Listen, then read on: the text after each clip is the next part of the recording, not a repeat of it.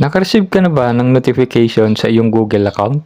Katulad ng makikita mo sa screen. Pag sinabing Google account, hindi lang naman ito patungkol sa Gmail, kundi tumutukoy din ito sa iba't ibang apps na sakop ng Google, katulad ng Google Photos at iba pa. Buksan natin kung ano sinasabi ng notification. Dito makikita natin na 15 gig lang yung capacity ng Google account natin. Anong posibleng mangyari? Maaaring hindi ka na makareceive ng mga important emails na galing sa Gmail account mo. Ngayon, may recommendation si Google. Ito, para sa basic na 100 gig, 89 pesos. O, naka-discount na to, 22.25 pesos per month na lang.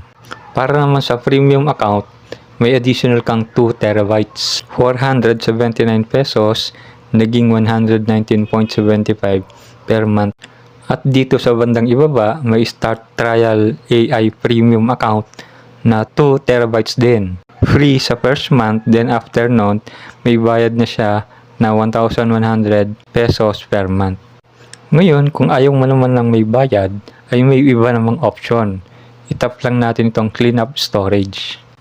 May mga suggested items dito na kung saan ay makakapag-alis tayo o makakapagbawas ng mga files katulad ng spam emails, large photos and videos, at iba pa.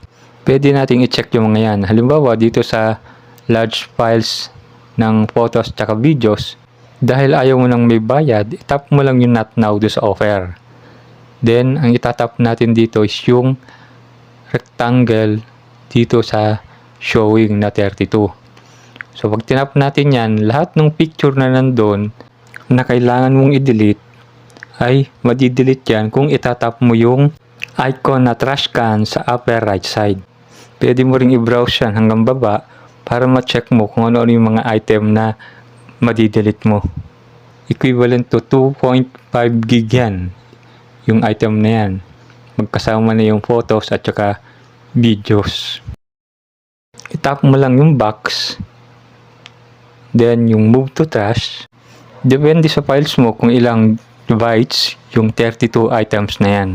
Sa susunod na video natin ay papakita ko naman kung anong gagawin mo para hindi ka na delete ng delete every time na mapupuno yung Google account mo. Lalong-lalo pagka madalas kang mag-video, yan ang madalas makapuno ng bytes dito sa Google account mo.